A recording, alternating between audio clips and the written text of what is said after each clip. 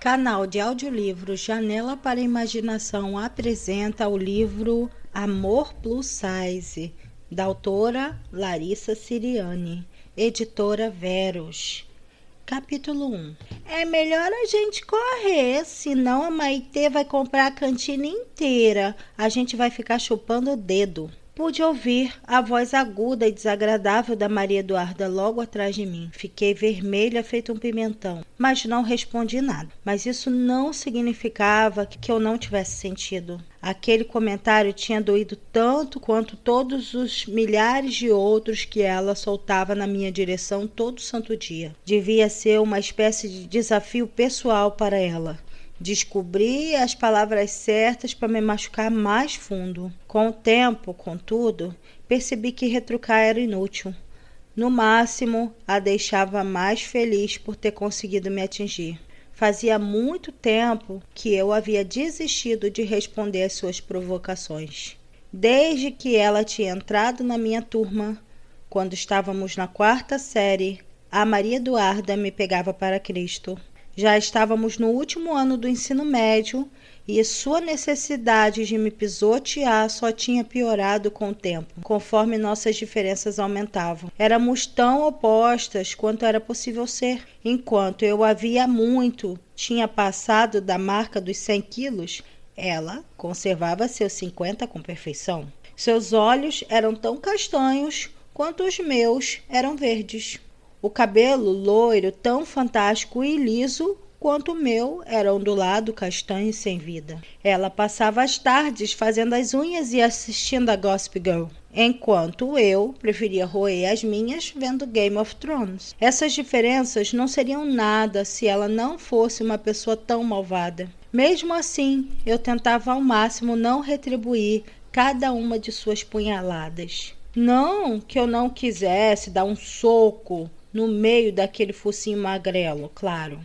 Mas, diferentemente dela, a minha mãe tinha me dado certa educação. Esperei que ela e a corja de varetinhas passassem, e só então saí do meu lugar.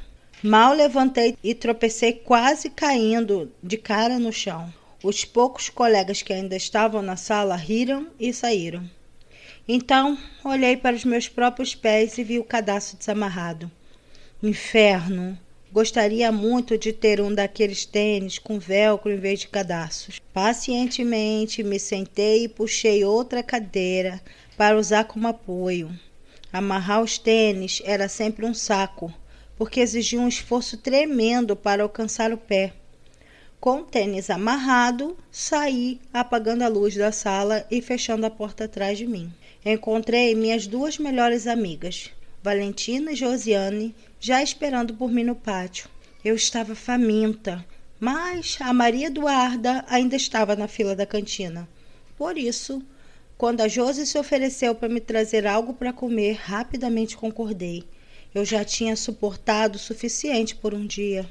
Você está com uma cara horrorosa, a Valentina disse, torcendo o nariz. Você também, pensei, mas jamais diria isso a ela. Valentina era uma grande amiga e eu a amava, mas eu nunca teria a coragem de dizer que não era uma boa ideia colocar um piercing em um nariz tão grande quanto o dela, ou que ela costumava exagerar no blush. Ela podia ser extremamente inclinada a jogar verdades na cara dos outros, mas eu não. Nenhuma novidade nisso, resmunguei, olhando o movimento do pátio sem nenhum interesse. Na verdade, só havia uma pessoa que meus olhos gostariam de encontrar, mas ele não tinha vindo para a escola. Logo, não havia nada para olhar. A Duda de novo? Maria Eduarda, corrigi. Eu me recusava a chamá-la de Duda. Nós não éramos amigas, então não precisava de apelido nenhum para me referir a ela. Tá, que seja, Valentina revirou os olhos. Você precisa mesmo parar de dar atenção ao que ela diz. Eu estava prestes a responder quando vi a Josi voltando com as nossas coisas, mal conseguindo carregá-las. Um pão de queijo para ela, um refrigerante, um cachorro quente e 2 bombons para mim. A quem eu estava tentando enganar? Ela não fala nada de muito absurdo. Ela é uma escrota, a Valentina sentenciou com aquela convicção que não abria espaço para discussões, como só ela sabia fazer. Ela me chama de Pinóquio desde a quinta série e outro dia ela dispensou um cara só porque ele tinha sobrancelhas grossas demais. Essa garota é uma mal amada e se acha a princesa do reino dos perfeitinhos. De quem nós estamos falando? A Josi perguntou enquanto se sentava. Maria Eduarda, respondi e ela franziu o sonho. Uma babaca. Pausa. Então nós três começamos a gargalhar. Às vezes parecia obra do destino, a Josi e a Valentina terem aparecido na minha vida para me ajudar a sobreviver ao inferno chamado ensino médio. Conheci as duas 3 anos atrás, durante o campeonato interclasses do colégio. Eu estava no time de handebol e a Maria Eduarda tinha jogado uma bola na minha cara. Ela tinha jogado com tanta força que fez meu nariz sangrar. Então fui mandada para o vestiário. Ela continuou no time e ninguém mais se incomodou em tocar no assunto. Quando entrei no vestiário, com o rosto sujo, o nariz sangrando e os olhos lacrimejando, dei de cara com a Val e a Josi. Na época, eu não tinha ideia de quem eram. Elas estavam em outra turma, 1 ano atrás da minha, e nós nunca tínhamos nos falado. A Josi era negra, de cabelos muito escuros e crespos, cujo volume ela insistia em controlar com a chapinha, baixa e desproporcionalmente bunduda, que eu nunca tinha visto na vida. E a Val era Pinóquio, a garota cujo excesso de acne, as sobrancelhas grossas demais e o nariz reto e enorme a tinham colocado no radar da Maria Eduarda. E eu era a Maitê, a gorda do 9º ano, a garota sem amigos, só que quando entrei chorando naquele banheiro, nada daquilo fez a menor diferença.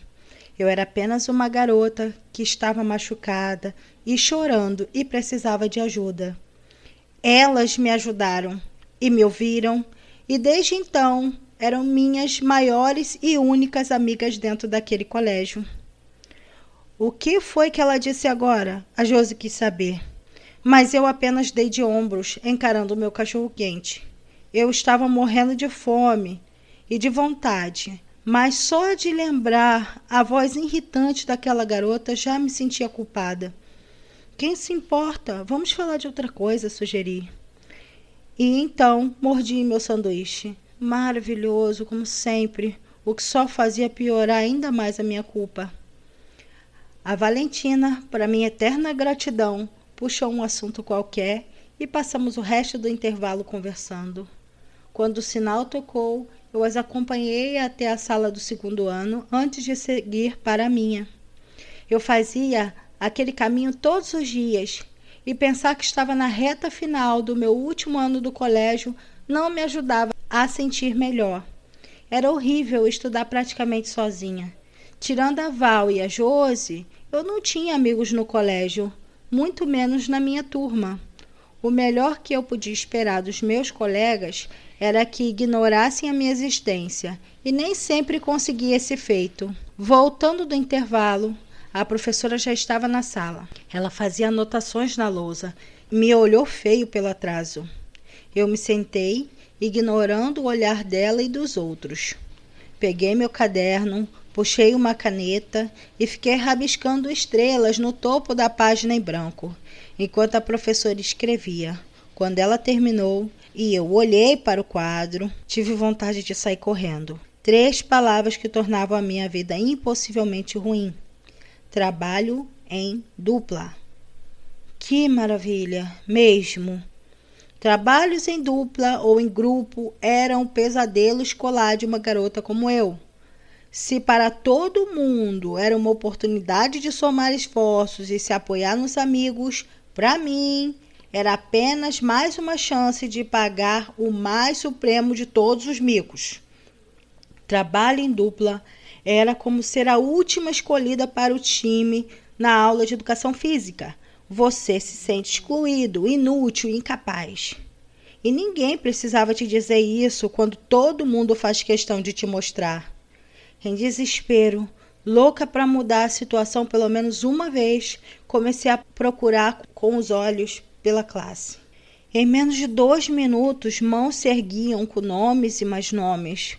Pessoas formando duplas apenas por meio do contato visual. Até a Carminha, a garota nerd completamente muda, que se sentava na última cadeira da última fileira, encolhida como se tentasse fundir a parede, já tinha formado dupla. Que inferno! E o pior era que a turma tinha um número par de alunos. Então, fazer o trabalho sozinha nunca era uma opção. Eu ia acabar na mira da professora, que escolheria alguém para fazer o trabalho comigo. Super agradável. Certo? Alguém ficou sem dupla? A professora perguntou. Sentindo o rosto arder, ergui levemente a mão, ouvindo as risadinhas abafadas daquela menina encapetada. Mais alguém? Ninguém se pronunciou. Ela deu uma olhada no diário de classe. Bem, Maitê, receio que você terá de fazer o trabalho com Alexandre, já que ele não está presente e não formou dupla. Não se esqueça de avisá-la, hein? Meu mundo parou. Meus olhos de repente escorregaram para a cadeira vazia, na fileira ao lado, onde ele se sentava. Eu faria dupla com o Alexandre. O Alexandre faria dupla comigo. A professora começou a aula, mas eu simplesmente não conseguia prestar o mínimo de atenção. Eu ainda estava tentando processar o fato de que eu faria trabalho com Alexandre. O que queria dizer que eu ia falar com ele e que ele ia ter que falar comigo. Eu e o Alexandre e eu. Meu Deus, aquilo era muito surreal. Quer dizer, eu era apaixonada por ele, sei lá, anos. Ele tinha entrado no colégio no 7º ano e naquela época já era lindo. De lá pra cá tinha se tornado o cara mais gato da escola. E eu vivia só para vê-lo passar, mas nunca, absolutamente nunca tinha trocado uma única palavra com ele. Eu duvidava até que ele soubesse meu nome. Eu tinha vontade de pular pela janela e morrer. Como eu poderia simplesmente cutucá-lo e dizer: então, vai ter um trabalho de geografia e você é minha dupla. E pior, como eu conseguiria fazer um trabalho com ele se eu mal conseguia disfarçar o efeito que ele exercia sobre mim? Cara, eu estava tão ferrada. Pelo resto do dia, consegui ignorar as piadas e risadinhas da Maria Eduarda que, graças ao destino cruel e à professora de matemática, ficou logo atrás de mim no mapa de classe. Mas também consegui ignorar 100% do conteúdo da aula. Parecia impossível me concentrar nas explicações quando um abacaxi daqueles tinha caído na minha mão. Eu e Alexandre dividindo o mesmo espaço para fazer um trabalho juntos. Nunca achei que isso fosse acontecer. Em outros tempos, eu consideraria isso um golpe de sorte, mas agora que tinha se tornado real, parecia a pior coisa do mundo. Digo, era fácil estar apaixonada por ele, quando a gente não convivia e ele não prestava atenção em mim. Eu não precisava esconder nada, nem me controlar ou tampouco dizer a verdade, porque ele não me conhecia. A situação era totalmente diferente, tendo que falar com ele. E se ele não fosse com a minha cara? E se não gostasse de mim nem como colega de classe? Pior, e se, depois de conhecê-lo, eu descobrisse que o Alexandre não era o cara super maneiro que eu tinha imaginado? Eu não ia aguentar uma decepção dessas. Bufei tentando afastar aquilo tudo da cabeça. Eu estava sendo ridícula. Era uma porcaria de trabalho de geografia, pelo amor de Deus. A gente não ia conviver, não viraríamos amigos. Tipo, eu, amiga do Alexandre. Ah, tá, até parece. Eu teria que contar a infeliz decisão da professora e ele faria um muxoxo. Nós ficaríamos uma tarde na escola fazendo pesquisa, talvez trocássemos alguns e-mails, entregaríamos o trabalho e nunca mais nos falaríamos de novo. Era assim que as coisas funcionavam, pelo menos na minha vida. Quando o sinal tocou e eu vi o pessoal se levantando para ir embora, demorei quase 5 minutos para me tocar de que o dia tinha acabado. Amém! Recolhi minhas coisas e, como de costume, saí por último. Como todos os dias, minha mãe estava me esperando do lado de fora com Luca, meu irmão pirralho de 10 anos, já sentado no banco traseiro, pulando e reclamando que estava com fome. Você demorou. Assim a gente vai se atrasar. Minha mãe ralhou, logo que entrei no carro. Ainda estava meio atordoada. Só então consegui perguntar. Atrasar para quê? Para o médico, é. O carro entrou em movimento assim que fechei a porta.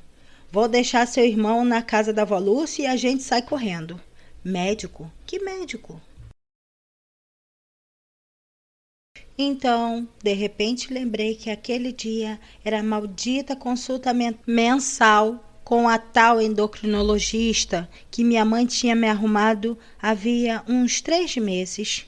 E, em sua mais nova invenção para tentar me fazer perder peso, sacou!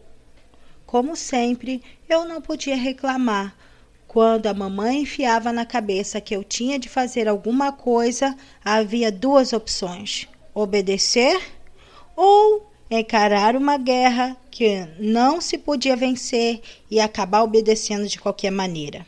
Era mais simples para todo mundo se eu apenas acatasse em silêncio ao que ela decidia. Joguei a mochila no banco de trás e adormeci, remoendo a fome e tudo que eu sabia que a médica me diria de ruim.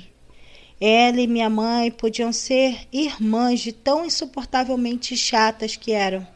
Estavam de mãos dadas na incrível missão de tornar a minha vida um inferno light.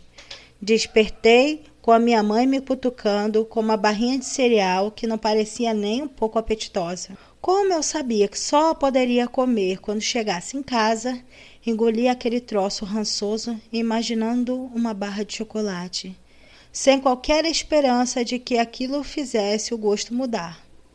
Mamãe estacionou em frente à clínica. Nós descemos e logo me acomodei em uma daquelas cadeiras desconfortáveis e gélidas da sala de espera. A rotina já era uma velha conhecida, mas nem por isso se tornava menos chata. Sentar, preencher aquela ficha irritante e esperar por mais ou menos 1 hora além do horário em que você deveria ser atendido.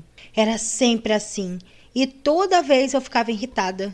Nunca fui a pessoa mais pontual do mundo, mas esperava que pelo menos os médicos tivessem alguma consideração com horários. Fosse como fosse, esperei lutando contra o sono, enquanto tentava extrair uma leitura labial da TV, que, apesar de ligada em um jornal qualquer, não emitia ruído nenhum. Então, finalmente, com impressionantes 48 minutos de atraso, além dos 15 que havíamos chegado antes do horário marcado, fui chamada. Escoltada pela minha mãe, entrei no consultório. A doutora, com seus cabelos ruivos tingidos presos em um coque e aquela falsa cara de boazinha, estava à minha espera. Na real, ela era o Satanás de salto alto, pronta para me arrastar para as profundezas do inferno com a sua fita métrica amaldiçoada. — Tudo bem, querida? Ela perguntou. Assenti, mas não respondi. A mamãe mal tinha fechado a porta quando ela continuou. — Então, como anda a dieta? Abri a boca para responder, mas a minha mãe foi mais rápida. Eu odiava aquela mania idiota dela de responder quando a pergunta tinha sido claramente dirigida a mim. Mas fiquei quieta enquanto ela fazia seu discurso. Bom, ela teve um certo progresso. Já está comendo salada nas refeições e consegui cortar o refrigerante. Bom, isso é muito bom. A médica se animou anotando qualquer coisa que para mim parecia apenas rabiscos. Mas ela se recusa a fazer exercícios. Inventa uma desculpa para tudo. Não é bem assim, comecei. Mas ela me cortou para variar. É por aí sim, senhora. A academia não quer. Natação não quer. Dança não quer. Dar uma voltinha no condomínio com amigo desocupado também não. Tive vontade de soltar algumas palavras bem feias, especialmente sobre ela meter o Isaac no meio daquilo, mas fiquei quieta. A última coisa de que precisava era um barraco no consultório. Eu tento explicar que ela não vai perder peso se não fizer exercícios, mas ela não me escuta. Sua mãe tem razão, Maitê, a médica concordou. E eu fiquei me perguntando por que é que a minha mãe não se separava do meu pai e se casava com aquela megera. Elas claramente tinham sido feitas uma para outra. A dieta sozinha não resolve. Você precisa fazer algo para acelerar seu metabolismo. Tá, murmurei olhando para baixo. Promete que vai tentar? Tá. Ok, vamos pesar. Pode tirar a roupa. Então, eu quis me enterrar ali mesmo.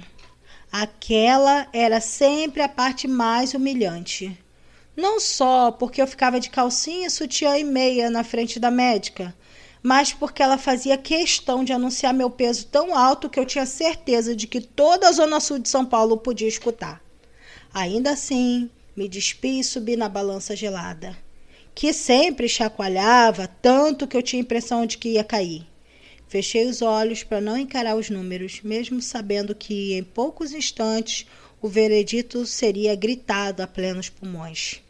Vamos ver, pequena pausa, 110 quilos e 800 gramas.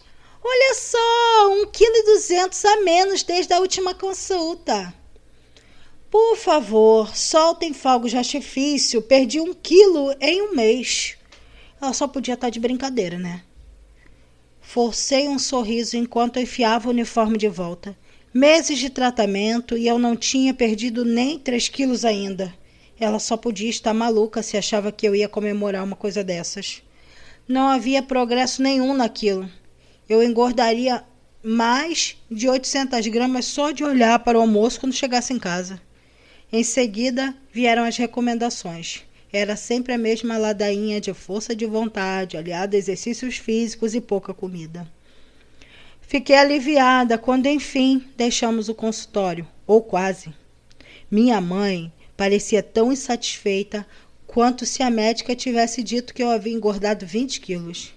Preferi nem dar trela para uma nova série de discussões, como as que tínhamos com tanta frequência sobre aquele tópico em particular. Em vez disso, fingi dormir assim que o carro entrou em movimento. Mamãe e eu nos desentendíamos em relação ao meu peso desde que eu me entendia por gente. Fui uma criança gordinha. Apesar de seus esforços para me impedir de comer porcarias, e cresci, ganhando peso na mesma velocidade com que ganhava altura. Quando meus coleguinhas de escola passaram a implicar comigo por ser gorducha, as coisas pioraram de vez. Me escondi atrás de uma parede de ansiedade e afoguei minhas mágoas em montanhas doces. Já era obesa antes de atingir a puberdade. Tão logo entrei na adolescência, tiveram início os tratamentos. Meses e montanhas de dinheiro gastos em médicos, tratamentos estéticos e dietas revolucionárias. A mamãe era obcecada pela ideia de ter uma filha tão magra quanto ela fora. Em casa, eu era a exceção. E dia após dia, ela fazia questão de deixar isso bem claro. Vetava minhas roupas justas, me dava bronca quando repetia o prato e usava a frase, olha lá o que você vai comer, com a mesma frequência com que outras mães pediam às filhas para não falarem com estranhos. E se nada disso funcionasse, havia sempre o apelo emocional, o trunfo na manga. Ninguém vai olhar para você se continuar desse jeito. Insinuar que eu morreria gorda e sozinha era o ponto alto de qualquer discussão entre nós. Então, ela não podia me culpar por não querer mais sarna para me coçar. Ao chegar em casa, deixei a mochila na sala e troquei rapidamente de roupa enquanto minha mãe esquentava alguma coisa para comermos. O menu do dia era exatamente o mesmo da noite anterior. Um bife, um ovo cozido, uma colher de arroz e salada suficiente para manter um cavalo vivo por uma semana. Engoli aquela monstruosa quantidade de comida sem sabor. Peguei o material e a chave da porta e desci para a casa do Isaac, sem avisar onde estava indo. Toquei a campainha menos de 1 minuto depois e, em questão de segundos, o Rodney, o maltês irritante da família do Isaac, estava latindo de maneira estridente. Isaac abriu a porta pouco depois e a praguinha do cachorro tratou de raspar aquelas unhas afiadas nas minhas pernas, enquanto latia e puxava a barra da minha calça de moletom com os dentinhos afiados. Achei que você não viria hoje, o Isaac disse, me deixando entrar. Revirei os olhos. Tive médico. Que droga. Quer almoçar? Sempre. Isaac morava no apartamento exatamente abaixo do meu, desde que tínhamos 9 anos. A família dele trocou o sol e a situação financeira ruim que tinham no Rio de Janeiro pelo clima instável e um emprego garantido em São Paulo. Não lembrava exatamente como, mas tínhamos ficado amigos rapidamente. Desde aquela época, quase todas as tardes eu batia ponto na casa dele, apenas pela companhia. Éramos melhores amigos um do outro. Não havia nada sobre mim que Isaac não soubesse. E por isso ele sempre me esperava para almoçar. Assim como na minha própria casa, ali as refeições de um dia se baseavam nos restos da noite anterior. Seus pais trabalhavam o dia todo, então ele tinha aprendido a se virar sozinho desde garoto. Para o menu do dia, teríamos mistureba à la Isaac, um prato extremamente complexo que envolvia uma omelete recheada com qualquer coisa que ele achasse válida dentro da geladeira. Enquanto ele fritava o negócio, eu fui pegando os pratos e talheres. Eu conhecia a casa do Isaac tão bem quanto a minha, e às vezes até melhor do que ele. Como foi lá hoje? Ele perguntou de repente. Desviei do Isaac no cômodo apertado, me espremendo entre ele e o balcão que separava a cozinha da área de serviço para pegar os pratos no armário. Lá onde? Retruquei, puxando a porta emperrada com força. 2 copos da prateleira de cima, 2 pratos da de baixo. Fechei a porta e olhei para a pia atrás de mim para checar se haviam talheres limpos no escorredor antes de pegá-los da gaveta. No médico, saco. Isaac passou a primeira omelete para um dos pratos e, sem cerimônia, jogou os ingredientes na frigideira para preparar a segunda, enquanto eu pegava o suco na geladeira. Ah, você sabe. Sei. Não falei mais nada. Nem precisava olhar para que Isaac soubesse exatamente o que eu estava pensando ou o que havia acontecido comigo. Às vezes, apenas uma frase monossilábica bastava. Você tá legal? Ele quis saber. Pensei nisso por um segundo, enquanto servia o suco nos 2 copos. Tô. Tem certeza? Estaria melhor se você acabasse logo de fritar essa porcaria, falei fingindo irritação. Quer que eu ensine como faz? Você é uma delicadeza tão sutil que às vezes nem percebo, sabia? Nós 2 rimos e ele, enfim, desligou o fogo. Comemos de pé, ali mesmo no balcão da cozinha. E aí, o que mais aconteceu hoje? Senti meu rosto esquentando e me perguntei se estava tão na minha cara assim. Eu havia me esquecido daquilo por um tempo, mas agora tudo estava voltando. Não queria encarar como algo maior do que realmente era, mas eu não conseguia evitar. De repente eu estava pensando no trabalho, no Alexandre e em como diria para ele. O que diria para ele? Meu estômago entrou em revolução. Tenho um trabalho em dupla de geografia. Falei baixando o garfo. Meu apetite havia desaparecido. E daí? Adivinha quem é minha dupla? Isaac riu e baixou os olhos. Coitado, e ele gritou muito? Atirei um naco da mistureba nele. Isaac não se protegeu a tempo e o pedaço de omelete desceu por seu rosto até atingir a camiseta limpa. Nós dois gargalhamos. Ele sempre me zoava daquele jeito, mas eu sabia que não era por maldade. Pelo menos ele não. Ele nem estava presente, nós dois sobramos, aí deu nisso, expliquei. Quero só ver se você vai conseguir fazer um trabalho perto dele. Isaac brincou. Vai ficar toda. Ai, Ale, você brilha mais que os Estados Unidos em tempo de globalização. Ele completou, imitando minha voz. Gargalhei com tanta força que pedaços de comida voaram da minha boca de uma maneira nada elegante. Ai, Ale, seu corpo é mais bonito que o cerrado brasileiro. A cada nova gracinha, um pedaço de comida que decolava em sua direção. Depois de poucos minutos, eu estava ofegante de tanto rir. E tanto Isaac quanto o chão da cozinha estavam repletos de pedaços de omelete recheada. Quem ficou feliz foi o Rodney, que aproveitou para encher o bucho enquanto a gente ria. E você, o que tem de novidade? Perguntei, levando a louça para a pia enquanto Isaac pegava um pano molhado para limpar a gordura do chão. Meu pai me deu uma câmera nova. Sério? Mas nova para usar ou nova para a coleção? Nova para a coleção. Então deve ser uma velharia caindo aos pedaços. Você é uma velharia caindo aos pedaços. Mais respeito com as minhas câmeras. Isaac era apaixonado por fotografia desde criança, uma paixão que havia herdado do pai. Embora hoje em dia ele fosse muito mais ligado nisso do que o seu Osvaldo. Além das várias câmeras para fotografar, ele colecionava objetos antigos relacionados à fotografia. Seu quarto era cheio de rolos de filme, alguns que nunca haviam sido usados.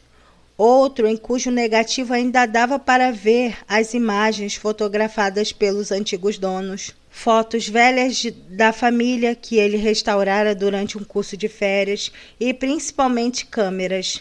Modelos e mais modelos incrivelmente velhos e caros pela raridade.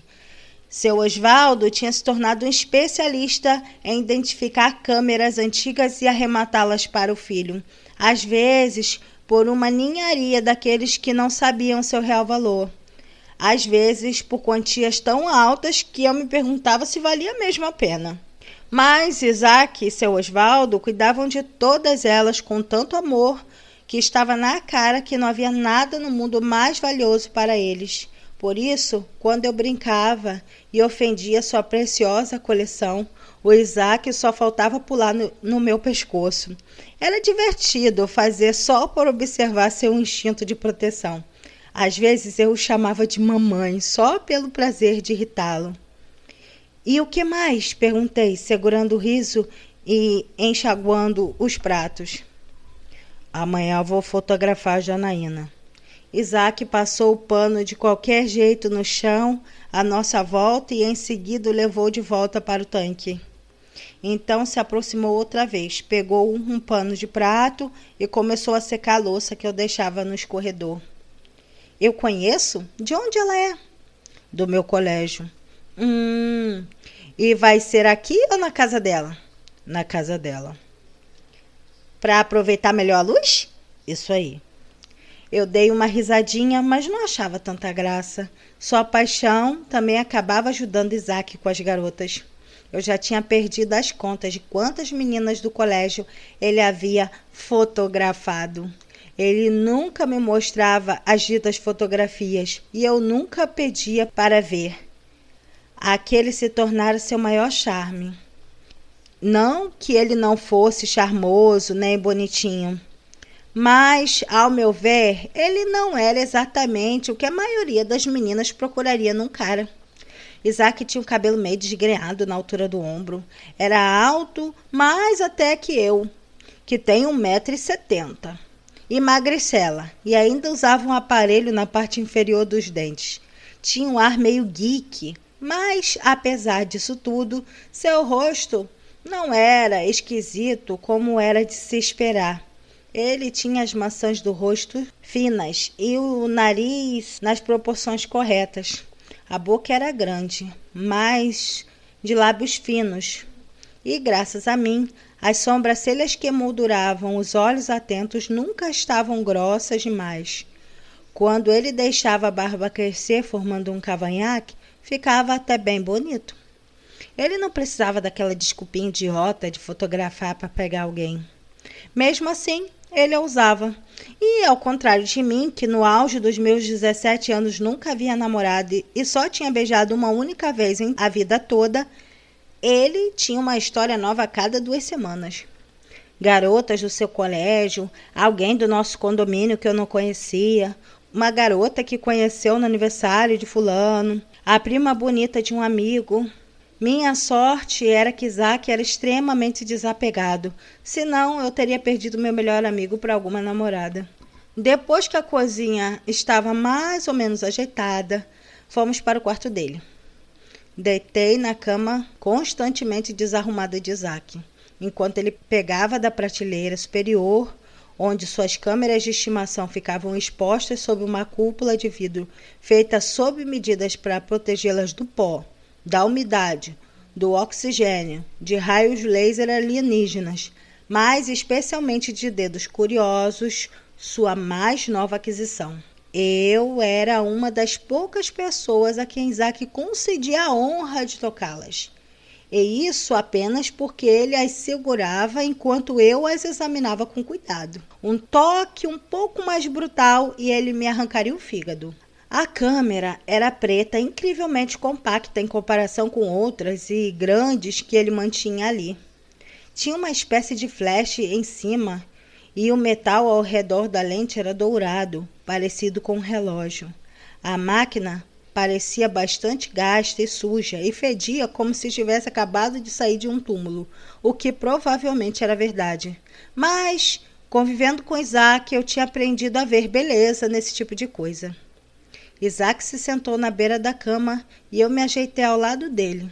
Suas mãos seguravam a câmera como se ela fosse um bebê. Tive que chegar tão perto para poder ver direito que meu rosto estava praticamente colado ao dele. É uma UR da Leica, ele explicou. O movimento do seu rosto enquanto falava fazia sua barba raspar e pinicar o meu. Fabricada em 1914, mais ou menos. É linda, né? É bonita, sorri, tocando de leve o objeto. Onde seu pai conseguiu? No Mercado Livre, acredita? E o cara pediu uma miséria. Essa belezinha não custou nem R$300. Engoli o comentário de que tinha coisa muito melhor e mais nova que ele podia comprar com quase R$300. Ele viria para cima de mim com aquele discurso: você sabe quanto vale uma peça rara? Que eu simplesmente não estava a fim de ouvir pela 27ª vez. Então, ignorei. Um achado, eu disse apenas, e ele concordou. Pena que não funciona mais. Tá vendo isso aqui? Isaac apontou o espaço da lente, aquele que parecia um relógio do lado de fora.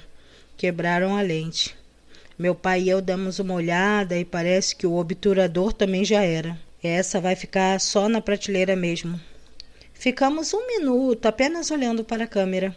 Então, aquela posição torta na qual Isaac estava me forçando a ficar, por medo de esticar a droga da máquina na minha direção, começou a se tornar realmente incômoda e eu me deitei de novo. Então, qual é a boa de hoje? Perguntei enquanto Isaac colocava a câmera de volta no altar. Que tal você fazer sua lição enquanto eu jogo videogame e depois eu deixo você brincar com a minha Polaroid? Ele sugeriu, já ligando o console. Bufei, mas a perspectiva de ele me deixar tirar algumas fotos sem nenhum apuramento técnico, como ele dizia, e gastando seu precioso filme de Polaroid, me deixou mais animada. Fechado. Mas você vai ter que me deixar tirar uma foto sua. Vai sonhando. E aí, gostaram da leitura? Então, por favor, curtem, compartilhem e comentem. tá bom? Canal de audiolivros Janela para a Imaginação. Beijos, até a próxima.